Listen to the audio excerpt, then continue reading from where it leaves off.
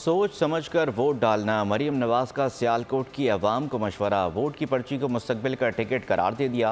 उन्होंने कहा कि अवाम का मुकद्दर डंडे और लाठी नहीं, इंफॉर्मेशन टेक्नोलॉजी और तरक्की है। लोगों के हाथों में पेट्रोल बम और डंडे देने वाला अवाम का हमदर्द नहीं हो सकता, चाहे कोई अपने मुकाबले का नज़र आए या ना आए। 8 फरवरी को नवाज शरीफ का कोई वोटर घर पर ना बैठे। शेर पर जितने भी ठप्पे लगेंगे, मुल्क की तरक्की उतनी ही तेज़ी से होगी।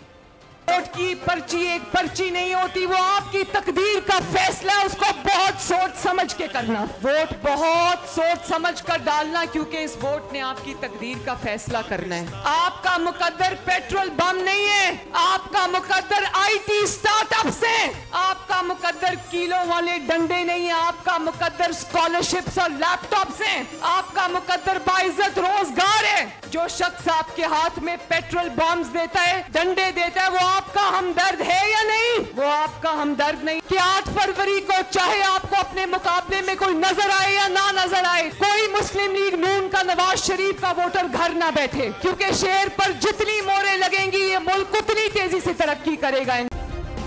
सब्सक्राइब करें और बेल दबाएं ताकि कोई खबर रह न जाए।